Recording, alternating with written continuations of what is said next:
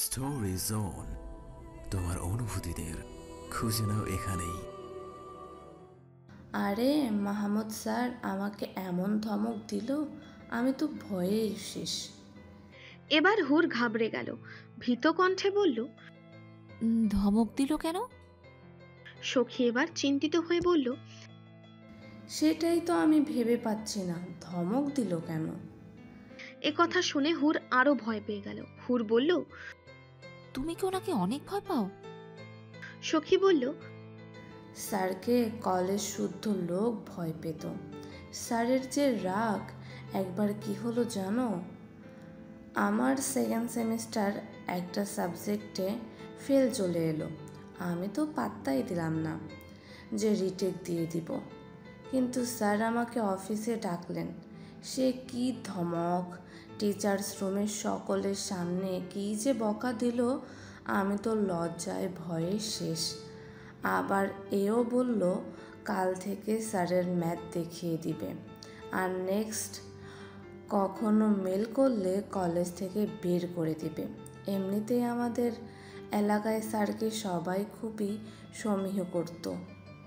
বলে দম নিল সখী। অন্যদিকে হুরের হাত পা কাঁপাকাঁপি শুরু হয়ে গেছে, নার্ভাসনেসে শরীর ঘেমে গেছে। মেয়েটার মুখ দিয়ে আর কথা আসছে না।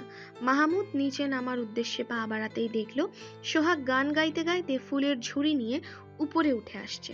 মাহমুদ ডেকে উঠল। সোহাগ। সোহাগ পা থামিয়ে ফিরে তাকালো, তাড়া দিয়ে বলল।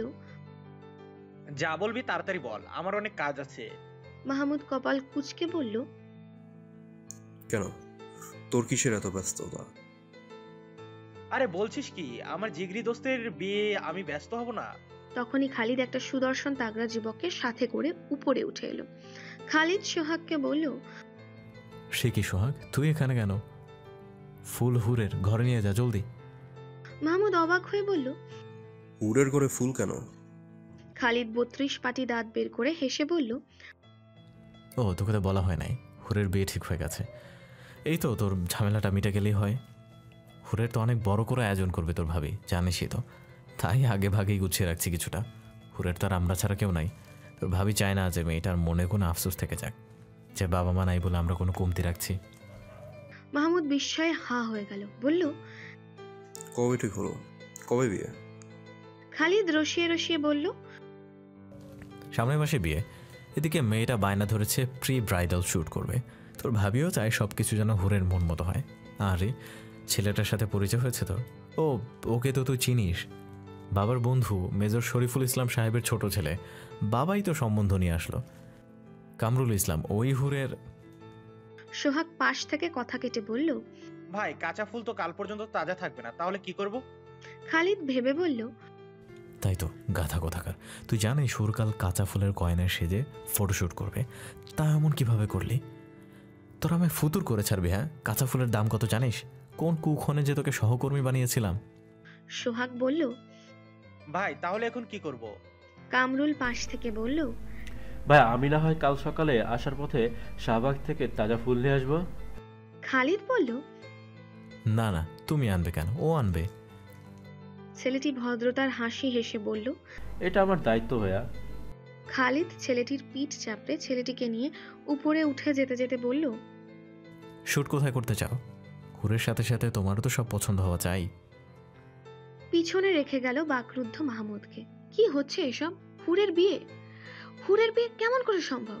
হুর মেনে নিচ্ছে, যদিও অন্য কাউকে বিয়ে করবে, তবে মাহমুদকে কফি করে দেওয়া, মাহমুদের এটো কফি খাওয়া, ফেক আইডি দিয়ে কথা বলা, ওসব কি? মাহমুদের রাগে ক্ষোভে চোয়াল শক্ত হয়ে এলো। ভেতর থেকে কেউ বলল, মেয়ে লোক মানেই বেঈমান, ছলনাময়ী, বিনাশিনী। মাহমুদকে বরবাদ করে শান্তি হয়নি এই মেয়ের। মাহমুদের চোখের সামনে দিয়ে অন্য কেউ হুরকে নিয়ে যাবে, ভাবতেই মাহমুদের শ্বাস আটকে এলো। মাহমুদ আর এক মুহূর্তও দাঁড়ালো না, দ্রুত বাড়ি থেকে বের হয়ে গেল। মাহমুদ যেন আজ আবুল মামার দোকানের সকল সিগারেট শেষ করেই দম নেবে। আবুল মামা তার পান খাওয়া দাঁত দেখিয়ে একটা হাসি দিল, তারপর জ্ঞানী লোকের মতো বলল। মামা, এত সিগারেট খাওয়ান ভালো না, আপনি জ্ঞানী লোক, আপনারে জ্ঞান দেওয়া আমগোর সাজে না। মাহমুদ একবার তেরা চোখে আবুল মামার দিকে চাইল।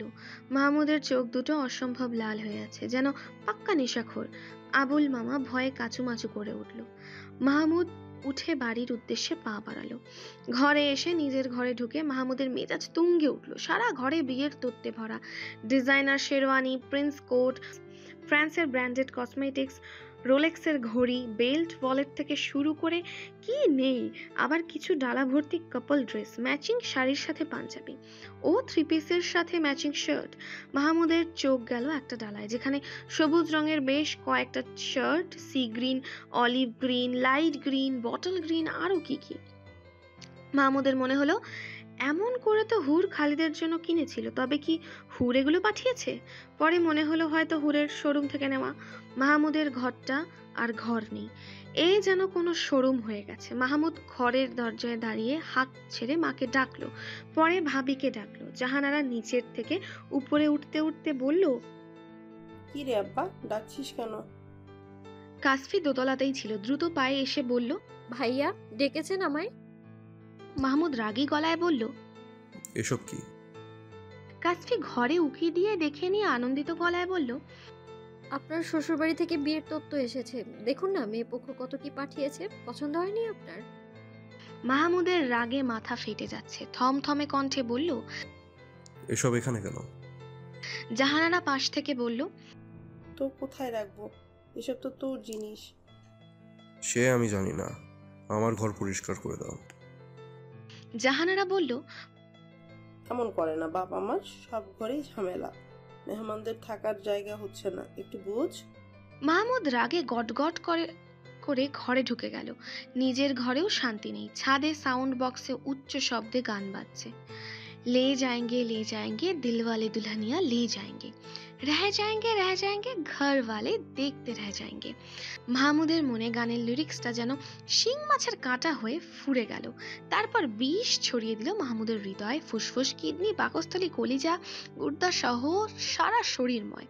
মাহমুদ নিয়ন্ত্রণ হারালো তখন যখন ঘর থেকে বের হয়ে ছাদের দরজায় আসতে হুর আর খালিদকে গানের তালে নাচতে দেখলো। এখন গান চেঞ্জ করে বাংলা একটা গান চালু করা হয়েছে। এই গানটা মাহমুদের কাছে আরো জঘন্য লাগলো। ভাই সাহেব আমার জানের জান, ভাই সাহেব আমার প্রাণের প্রাণ, ভাই সাবেরে না দেখিলে বাঁচে না পরাণ।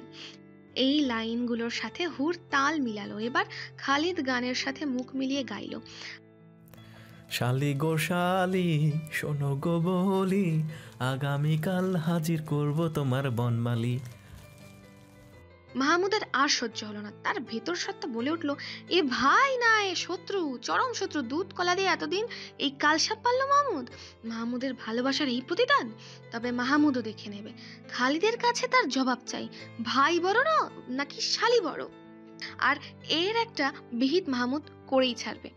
হুর অস্থির চিত্তে ঘর জুড়ে পাইচারি করছে। খালিদ হুরের ঘোড়ার সাথে সাথে ঘাড় বাঁকিয়ে এদিক ওদিক হুরের হাঁটা চলা দেখছে। এক সময় ঘাড়ে হাত ঘষে আহ করে আর্তনাদ করে উঠল। হুর দৌড়ে এলো, খালিদের কাছে এসে আতঙ্কিত হয়ে বলল, হায় আল্লাহ, ভাইয়া কি হলো আপনার? খালিদ তখনও চোখ মুখ কুঁচকে ঘাড় দুলছে, বলল, তোমার চক্কর কাটা দেখতে গিয়ে ঘাড়ের রগে টান খেয়েছে। হুর দুঃখী হয়ে বলল, বেশি লেগেছে কি? খালিদ এক চোখে হুরের দিকে তাকিয়ে বলল, তা তুমি চক্কর কাটছো কেন? হুর চিন্তা মিশ্রিত কণ্ঠে বলল, ভাইয়া আমার খুব চিন্তা হচ্ছে, ওনার যে রাগ শুনলাম। খালিদ স্বাভাবিক হয়ে বলল, ও এই কথা, আমি ভাবলাম কি না কি।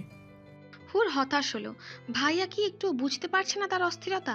তখনই কাসফি ঘরে ঢুকলো, হুরকে একবার লক্ষ্য করে কপাল কুঁচকে বলল, কি ব্যাপার হুর, তুমি এখনো ঘুমোনি কেন? কাল না তোমার ফটোশুট, না ঘুমালে তো ডার্ক সার্কেল পড়ে যাবে। আর রাতে নাকি না খেয়ে আছো, এমন করলে তো অসুস্থ হয়ে পড়বে। হুর বোনকে দেখে আহ্লাদি হয়ে উঠল। মেয়েটির চোখে মুখে নার্ভাসনেস। অস্ফুট স্বরে হুর ডাকলো, আপি।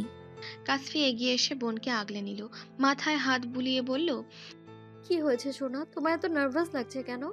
হুর বোনের বুকের সাথে মিশে রইল, ভাঙা স্বরে বলল, ভয় করছে।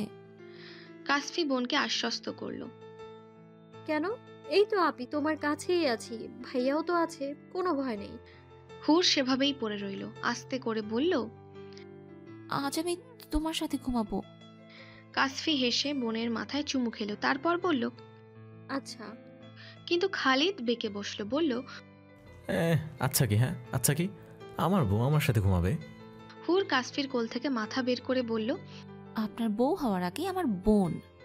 খালিদ বলল, বোন ছিল আগে, এখন আমার বউ। হুর ঝাঁঝালো কণ্ঠে বলল, দেখুন ভাইয়া, বোন বিয়ে দিয়ে দিয়েছি, বেঁচে দেইনি। খালিদ কাসফিকে বলল, দেখছো তোমার বোনকে? দেখছো তো? হ্যাঁ, এই তোমার বাচ্চা বোন, কথার তেজ দেখছো? কাসফি পেট চেপে হাসছে, হাসতে হাসতে বলল, তোমরা দুটোই যাতা, করো ঝগড়া, আমি গেলাম।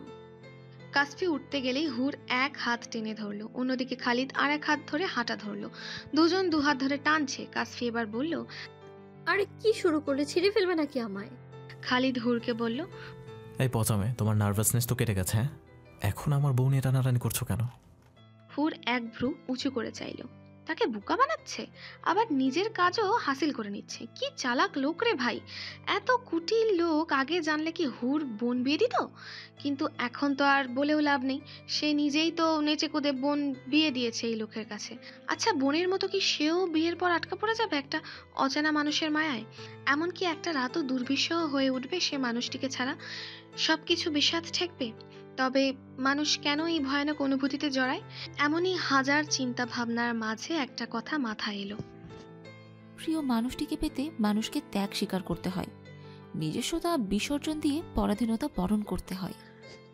মাহমুদ ছাদে এসে একটা সিগারেট ধরালো। আগে এত সিগারেট খাওয়া হতো না, কিন্তু এখন অনেক বেশি হচ্ছে। কেন হচ্ছে মাহমুদের এই বিষয়টি জানা নেই, আবার আছেও। সে যাই হোক, সকালে উঠেই মাহমুদ ছাদে এসে সিগারেট হাতে দাঁড়াতেই দেখলো বাড়ির সামনের বাগানের একটা পাশ কাঁচা ফুল সহ বিভিন্ন কিছু দিয়ে সাজানো হচ্ছে। খালিদ ল্যাপটপ হাতে দাঁড়িয়ে সবাইকে ডিরেকশন দিচ্ছে। কিছুক্ষণ পর কাসফি এসে খালিদের পাশে দাঁড়ালো। খালিদের হাত ধরতেই খালিদ ফিরে তাকালো। খালিদ প্রথমে ল্যাপটপে কাসফিকে কি যেন দেখাচ্ছে, আবার কাসফির গালে আলতো ছুঁয়ে কি যেন বলছে। কাসফিও বাচ্চাদের মতো মাথা নেড়ে কিছু একটা বলল। দায়িত্ববান, পরিপক্ক, ম্যাচিওর কাসফি এই একটা মানুষের কাছে ভিন্ন রকম, আহ্লাদী, বাচ্চা সুলভ। মাহমুদ একটা ব্যাপার খেয়াল করলো, কাসফির সেই বিজ্ঞের মতো প্রফেশনাল ভাবটা খালিদের সামনে সে করে না। মাহমুদের মনে প্রশ্ন জাগে, প্রতিটি মানুষই কি এমন? হয়তো তাই, হয়তো না। বিশেষ মানুষটার কাছে সবাই কি নিজেকে মেলে ধরে? মাহমুদও কি তাই করবে? হঠাৎ মাহমুদের মনে হলো অদ্ভুত মানবী মাহমুদের সাথে খুব বাচ্চামো করে। আবার ফিরে তাকাতেই দেখলো খালিদ কাসফির মুখের সামনে খাবার ধরে আছে। কাসফি বোধহয় নিষেধ করেছে, তাই খালিদ জোর করে নিজেই খাইয়ে দিচ্ছে। মাহমুদ অবাক হলো, তার লাজুক ভাই খোলা বাগানে দাঁড়িয়ে ভাবিকে খাইয়ে দিচ্ছে। আবার পাশে খাবার হাতে দাঁড়িয়ে থাকা মিনুকে কোনো কারণে ধমকাচ্ছে। মাহমুদের মনে হলো ভালোবাসা সুন্দর, আর যদি কাঙ্ক্ষিত মানুষটিকে নিয়ে পরিপূর্ণ হয় তবে তা আরো সুসংগত, বাধাহীন, দ্বিধাহীন।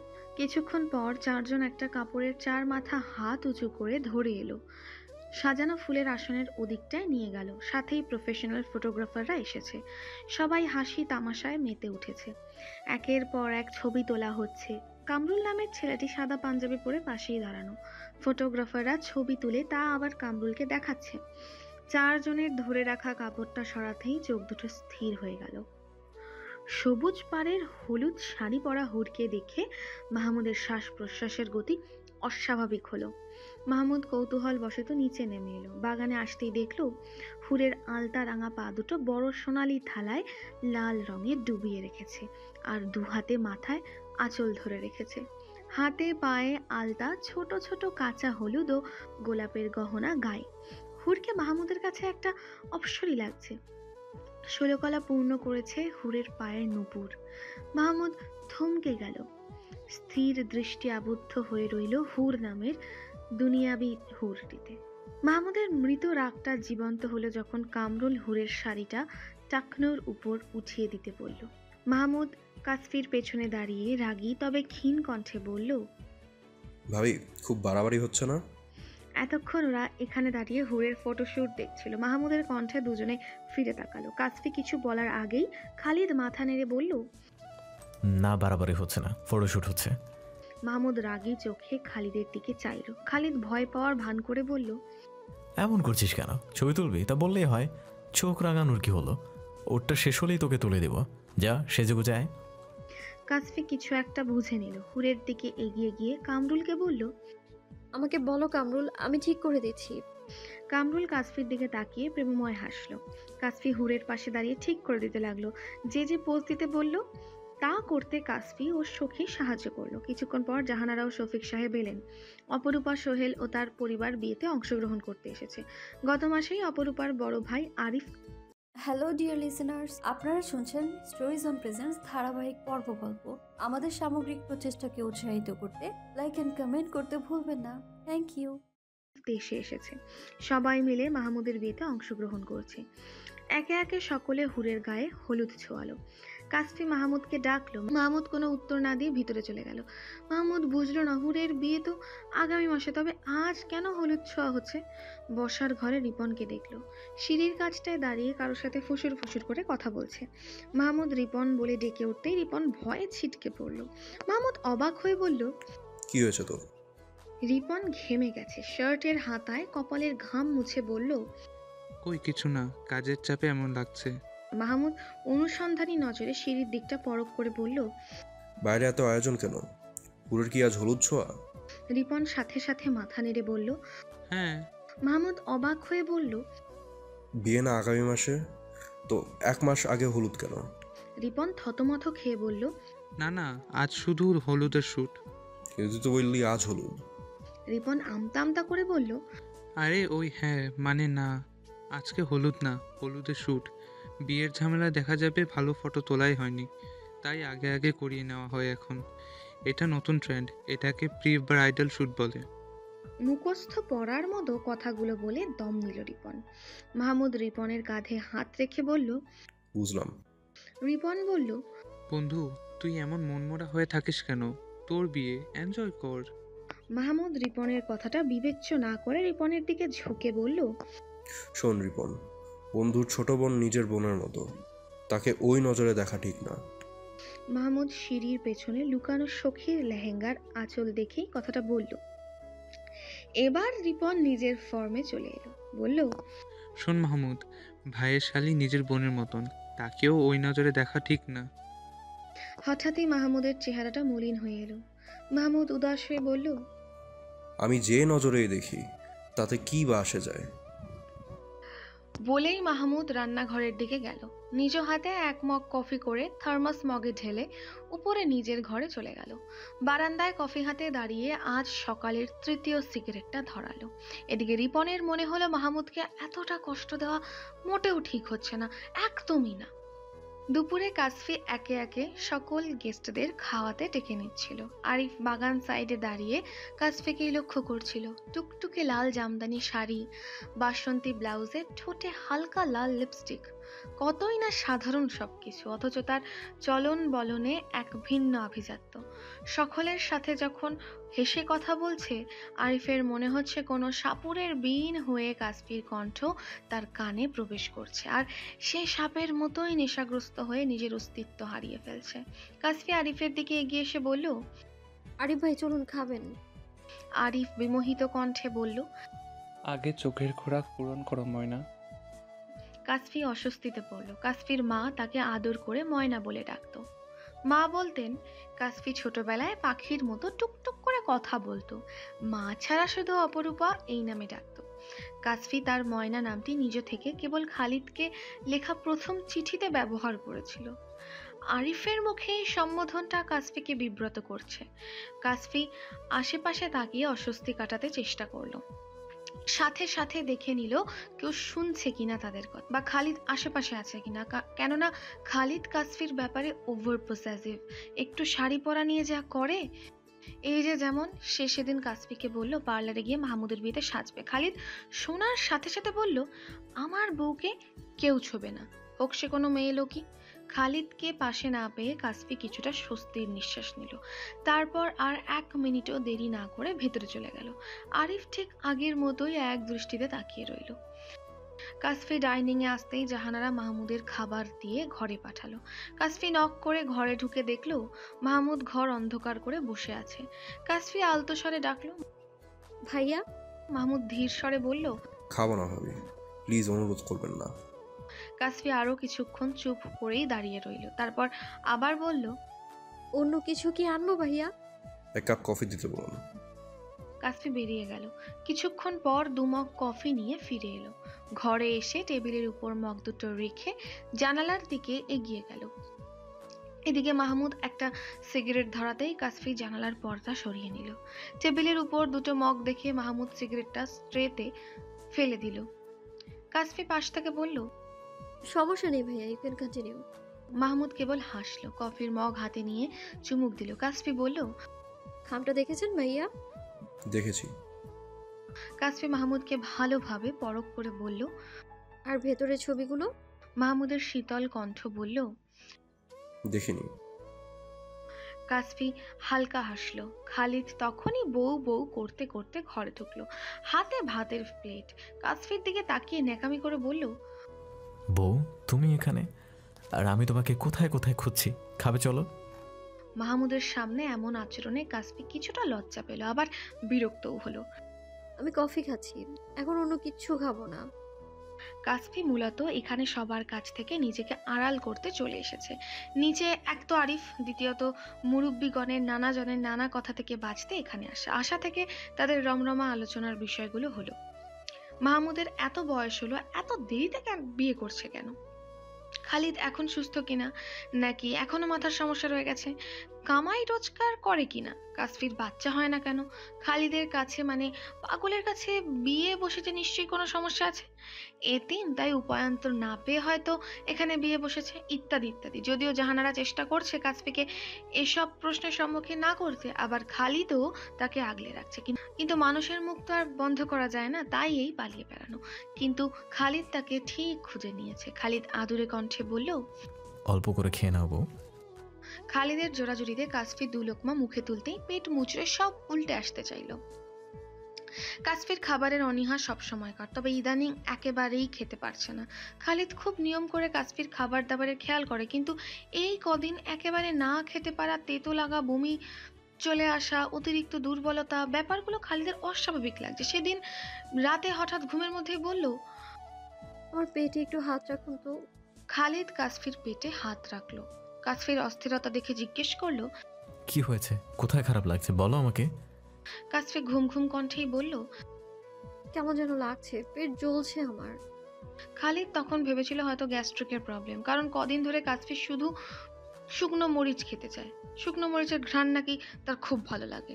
এবার খালিদের কিছুটা চিন্তা হচ্ছে। খালিদ আর জোর করলো না, চিন্তিত হয়ে উঠে দাঁড়ালো, শুধু বলল, মিনু আপাকে দিয়ে জুস পাঠাচ্ছি, আর সকাল সকাল হসপিটাল যাব, তৈরি থেকো।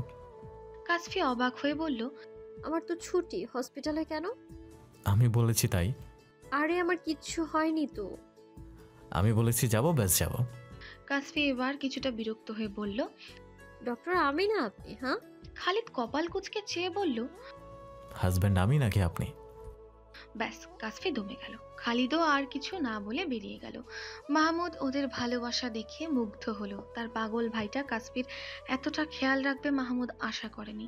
মাহমুদ তো খালিদের দায়িত্ব কাসফিকে দিয়েছিল, অথচ এখন দেখছে কাসফি একটা বাচ্চা, আর খালিদ তাকে সযত্নে আগলে রেখেছে। মাহমুদ কাসফিকে বলল, ভাইয়া শুধু আপনার ব্যাপারেই এমন। কাসফি চোখ মুখ কুঁচকে ঢং করে বলল, আমি জানি তো ভাইয়া, এই জন্যই তো ভয় হয়। মাহমুদ আগ্রহী হয়ে জিজ্ঞেস করলো, ভয় কিসের ভয়, কেন হয়? কাসফির চেহারা লজ্জার আবরণে ঢেকে গেল। লাজুক কণ্ঠে বলল, আমি খুব বাজেভাবে আপনার ভাইয়াতে অভ্যস্ত হয়ে গিয়েছি। ওনাকে ছাড়া এখন আমার এক মুহূর্তও কাটতে চায় না। উনি একটু যদি আমার থেকে দূরে যায় না, আমার না শান্তি স্বস্তি সব নিয়ে যায়। তখন আবার কেমন যেন পাগল পাগল লাগে। আমার না আজকাল মনে হয় আমি কোনো বড় ধরনের মেন্টাল ডিসঅর্ডারে ভুগছি। মাহমুদ এতক্ষণ খুব মন দিয়ে সবটা শুনছিল। এবার মাহমুদ হো হো করে হাসতে লাগলো, যা দেখে কাসফি আরো লজ্জা পেয়ে গেল। মাহমুদ বলল, তা আপনার পাগল কি জানে যে আপনি তার জন্য এত পাগল? আমি আমার দুর্বলতার কাছে দুর্বলতা প্রকাশ করি না। মাহমুদ নিজে মনে ভাবলো, এমন একটা মানুষ থাকাটা মন্দ নয়, যার জন্য নিজেকে পাগল মনে হয়, যার পাগল হওয়া যায়, পাগলামো করা যায়। তারপরে আবার মনে হয় মাহমুদের সেই মানুষটা মাহমুদের না, হয়তো হবেও না। মাহমুদও আর কারো কাছে ভালোবাসা চাইবে না। যা হয় হোক, এসব ভেবেই মাহমুদের মুখটা মলিন হয়ে গেল। কাসফি ব্যাপারটা লক্ষ্য করে বলল, আমার মনে হয় ভাইয়া আপনার একবার একজন সেক্রেটারিস্টের কাছে যাওয়া উচিত। মাহমুদ মৃদু হেসে বলল, কেন ভাবি, আপনি থাকতে অন্য কেউ কেন? না মানে আপনার যদি আমার কনসালটেন্সি পছন্দ না হয় তাই আর কি। কি যে বলেন না ভাবি, তা বলুন। আমাকে দেখেও কি আপনার মনে হচ্ছে আপনার মতো আমিও কোনো ডিসঅর্ডারে ভুগছি? কাসফি চিন্তিতভাবে মাথা নেড়ে বলল, আমার মনে হয় আপনি মাল্টিপল পার্সোনালিটি ডিসঅর্ডারে ভুগছেন। জাপান থেকে এসেছেন পর থেকেই দেখছি আপনার পরিবর্তন, আর বারবার মুড সুইং তো আছেই। মাহমুদ উত্তরে শুধু করুণ হাসলো, তারপর ঠান্ডা কফির মগে চুমুক দিল। সন্ধ্যার পরপর মাহমুদের হলুদ ছোঁয়ার অনুষ্ঠানের জন্য ডাক পড়ল। মাহমুদ এক বাক্যে নাকচ করে দিয়ে রুমের দরজা লক করে আজকের দিনে তৃতীয় প্যাকেটের শেষ সিগারেটটা ধরালো। ওদিকে দরজা ধাক্কানো দেখে মনে হচ্ছে আগামী 30 সেকেন্ডের মধ্যে দরজা ভেঙে ফেলবে। মাহমুদ একরকম অতিষ্ঠ হয়ে দরজা খুলে দিল। সঙ্গে সঙ্গে সোহেল, ফাহাদ, সোহাগ, রিপন এসে মাহমুদের 4 হাত পা ধরে কাঁধে উঠিয়ে নিল। বলিষ্ঠ শরীরের মাহমুদকে কাঁধে তুলে নিতে কষ্ট হলেও এরা কেউ হার মানার পাত্র নয়। শেষে মাহমুদ লজ্জায় অস্বস্তিতে হাত জোর করে বলল, আল্লাহর ওয়াস্তে আমাকে নামা ভাই, আমি পায়ে হেঁটেই যাচ্ছি। কিন্তু ধরে বেঁধেও মাহমুদকে পাঞ্জাবি পরানো না গেলেও খালিদ এক টানে মাহমুদের টি শার্ট ছিঁড়ে ফেলল। খালিদ এ পর্যায়ে মাহমুদের উপর প্রচন্ড ক্ষেপে বলল, তুই বেটা জামাই এত নখরা করবি কেন? বরং মুরব্বীরা যা বলবে সেই মতো কাজ করবি, তা না সব কিছুতে তার ঝামেলা করা চাই। আর মেয়ে পক্ষ তো তোর মতো ঝামেলা করেনি। মাহমুদ অবাক হয়ে বলল, আমার কি কোনো মতামত থাকবে না? খালিদ ধমকে উঠে বলল, তোর আবার মতামত কিসের? হ্যাঁ, কিসের মতামত? মুরব্বী মানিস না, বেয়াদব কোথাকার। জাপান থেকে 2 অক্ষর পরে কি এসেছে নিজেকে লাট সাহেব ভাবছে, মারবো এক চর। কাসফি দেখলেও অবস্থা বেগতিক, তাই এসে খালিদের হাত ধরে থামাতে চাইল। খালিদ এবার কাসফিকে দিল এক ধমক। তুমি চুপ থাকো, তোমার আদরেও বাদর হইছে। এদিকে বিয়ে বাড়ির এত মানুষের মাঝে কাসফি মাহমুদ আর ধমক খেতে রাজি না, তাই দুজনেই হার মেনে উপরে চলে গেল। মাহমুদ চুপচাপ মাথা নিচু করে স্টেজে বসে আছে। সামনেই সকলে হইচই করে ঘুরে বেড়াচ্ছে। টেবিলে হাজারো পদের মিষ্টান্ন সাজিয়ে রাখা হয়েছে। ফুল সজ্জিত স্টেজে টি শার্ট বিহীন বসে থাকায় মাহমুদকে পুরনো আমলের রাজপুত্রদের মতো লাগছে অনেকটা। শুধু কালো ট্রাউজার পরায় সুঠাম দেহ দৃশ্যমান, গায়ের শ্যামসুন্দর রংটা আরো বেশি আকর্ষণীয় লাগছে। জাহানারা ছেলের দিকে এক নজর দেখে বড় টাওয়াল নিয়ে এসে ছেলের গায়ে জড়িয়ে দিল। একের পর এক মুরব্বীরা স্টেজে এসে মাহমুদকে হলুদ ছোঁয়াচ্ছে। মাহমুদ এই অসহনীয় অত্যাচার হাসি মুখে সহ্য করছে। এলাকার অনেক চেনা জানা মুরব্বীগণ এসেছে। মাহমুদের এখন মনে হচ্ছে খালিদের রাগ যুক্তিসঙ্গত, কারণ এত মুরব্বীদের বসিয়ে রেখে বর স্টেজে না আসা সত্যিই বেয়াদবি। এর মধ্যেই বেপারি বাড়ির মজিবর কাকা ও তার স্ত্রী স্টেজে উঠে এলো। কাকার হাতে থাকা ছোট বোতল খুলে মাহমুদের গায়ে এক গাদা পানি ছিটিয়ে দিলেন। তারপর পকেট থেকে একটা ছোট্ট বক্স বের করে তা থেকে একটা কালো খেজুর বের করে মাহমুদের মুখে দিলেন। মাহমুদ কাকার দিকে তাকিয়ে বিনম্র হাসলেন। কাকা এবার বোতলটা মাহমুদের হাতে দিয়ে বলল, বাবা সকল ইহা পবিত্র মায়ের জমজম নিয়ত করে খেলে সকল মনোবাসনা পূর্ণ হবে। আর এই খেজুরকে আজবা তোমার বলে। এই খেজুর খেলে অনেক রোগ বালাই হতে শেফা লাভ হয়। আমার পুত্র সন্তান নেই, কন্যাদের পাত্রস্থ করেছি। তোমরা আমার বিপদে আপদে যেভাবে সুপুত্রের মতো কাজে এসেছো, তোমরা আমার বিপদে আপদে যেভাবে সুপুত্রের মতো কাজে এসেছো, থানায় কাবা দেখার সুযোগ করে দিয়েছো, আমি কাবার সামনে দাঁড়িয়ে তোমার জন্য খাস দিলে দুয়া করেছি। আল্লাহ পাক রব্বুল আলামিন তোমাকে নেক হায়াত দান করুক, তোমার অন্তরের সকল হালাল নেক মাকছাদ পূর্ণ করুক ও দুনিয়াতে বেহেশতের হুরের ন্যায় স্ত্রী দান করুক। মাহমুদ ভদ্রলোকের কথা বলাগুলো নীরবে শুনলেন, অতঃপর দাঁড়িয়ে হাত মিলালে ভদ্রলোক ও তার স্ত্রী মাহমুদের মাথায় হাত রাখলেন। মাহমুদকে আরো দোয়া দিয়ে নেমে এলেন। কিছুক্ষণ পর পুরো বাড়ির কারেন্ট চলে গেল। খালিদ ও রিপন লাইন চেক করতে নিচে নেমে এলো। মাহমুদ অন্ধকারে চোখ বন্ধ করে বসে আছে, তার কিছুই ভালো লাগছে না। হঠাৎ নিজের গালে ছোট ছোট হাতে নরম স্পর্শ পেল। কেউ যত্ন করে মাহমুদের দুগালে হলুদ লেপে দিচ্ছে। মাহমুদ চোখ খুলতেই আধো ছায়ায় হুরের চেহারাটা ভাসমান হলো। ব্যাপারটা মাহমুদের কল্পনায় ঘটছে, অথবা মাহমুদ কি স্বপ্ন দেখেছে? জেগে স্বপ্ন, বা শুরু থেকে শেষ পর্যন্ত সবটাই কি স্বপ্ন? মাহমুদকে আরো একটু অবাক করে হুর মাহমুদের দিকে ঝুঁকে এসে মাহমুদের চাপদাড়িতে ঢাকা গালে নিজের গাল ঘষে দিল। হুরের অপ্রত্যাশিত স্পর্শে মাহমুদের ভেতর বাহিরে শিহরণ বয়ে গেল। মাহমুদ সঙ্গে সঙ্গে চোখ বুজে ফেলল। কিছুক্ষণ পর আলো জ্বলে উঠতেই মাহমুদ চারপাশ তাকিয়ে কোথাও হুরকে দেখল না। মাহমুদ পুরো ব্যাপারটাকে মনের ভুল ভেবে নিল, কিন্তু এতক্ষণের অস্বস্তি এবার দম বন্ধ করা লাগছে। মাহমুদের সবকিছু অসহ্য লাগছে। মাহমুদ উঠে নিজের রুমে গিয়ে সোজা ওয়াশরুমে ঢুকে পড়ল। আয়নার সামনে দাঁড়িয়ে নিজের দিকে তাকিয়ে রইল কিছুক্ষণ। মাহমুদের গাল ভর্তি হলুদ লেপ্টে আছে। হুর কি সত্যি এসেছিল? সে তো কাউকে এতটা হলুদ গালে মাখাতে দেয়নি, নাকি সে খেয়াল করেনি? কল্পনা কি এতটাই মসৃণ হয়? এতটাও কি সম্ভব? খালিদ ওয়াশরুমের দরজায় বাড়ি দিয়ে ডেকে বলল, হ্যালো ডিয়ার লিসেনার্স, আপনারা শুনছেন স্টোরিজ অন প্রেজেন্স ধারাবাহিক পর্ব গল্প। আমাদের সামগ্রিক প্রচেষ্টাকে উৎসাহিত করতে লাইক অ্যান্ড কমেন্ট করতে ভুলবেন না। Thank you.